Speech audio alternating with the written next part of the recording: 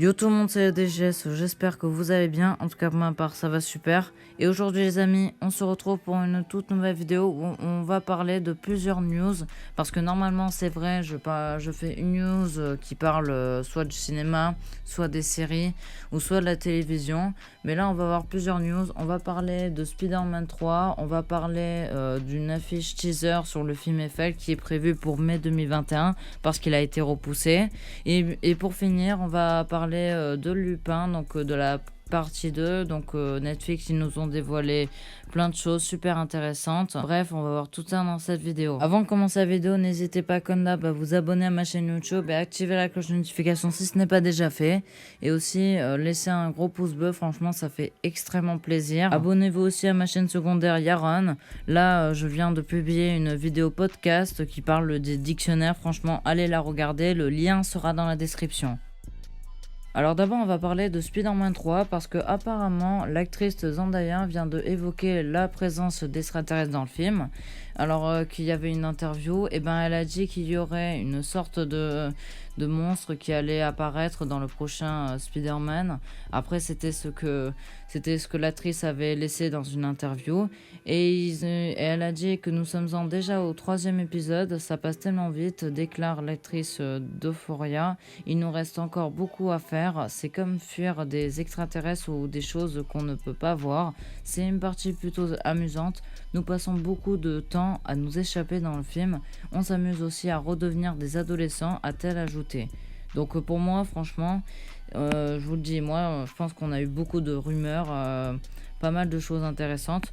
Moi ce genre de choses là concernant les extraterrestres dans Spider-Man 3, je pense que c'est un peu les Skrulls, on va dire. Moi je sais pas, parce que les Skrulls c'est dans Captain Marvel, donc je ne sais pas si ça va avoir un lien là-dessus. Donc dites-moi dans les commentaires ce que vous pensez, si ça a un lien avec le multiverse, avec Doctor Strange, bref, donnez-moi vos avis.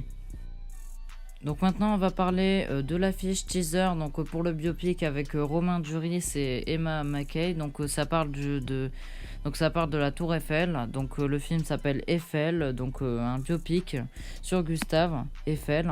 Et là on a eu une affiche teaser à l'occasion de l'anniversaire du début de la construction de la Tour Eiffel, précisément le 28 janvier 1887.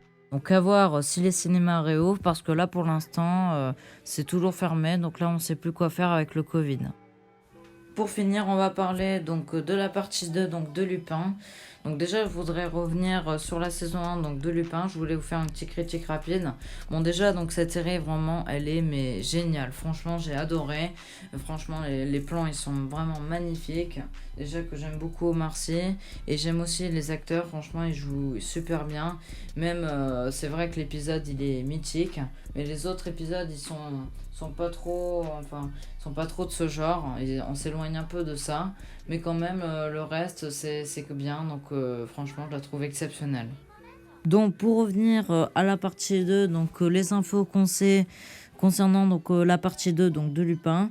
Omar Sy a tweeté il y a 1 heure, la date de la partie 2 de Lupin était sous vos yeux depuis le début, ou plutôt sur ma bannière. Vous l'avez vu mais vous l'avez pas regardé. Donc cette réplique là qui est à la fin, c'est celle qui est restée dans la série. Donc franchement super la référence. Donc moi j'ai vérifié donc sur la bannière tout ça, et ben on peut voir que tout en bas à gauche, on peut voir qu'a marqué partie 2 été 2021. Alors franchement, je m'attendais pas à que ça soit prévu pour l'été 2021. Franchement, ça m'a hypé en voyant ça. Je me suis jamais rendu compte. Et Netflix a tweeté ceci. Cette fois-ci, on a fait un peu plus précis que prochainement. Donc là, on peut voir qu'il y a une sorte d'affiche où les lettres sont à l'envers. Donc là, elles essayent de se remettre à l'endroit. Mais du coup, franchement, l'affiche, je trouve qu'elle... franchement, elle annonce du lourd, franchement du lourd. Mais elle évoque rien du tout. Juste, on voit Hassan qui est sur son siège, comme d'habitude, à chaque fois. Sur son siège en mode The Mask.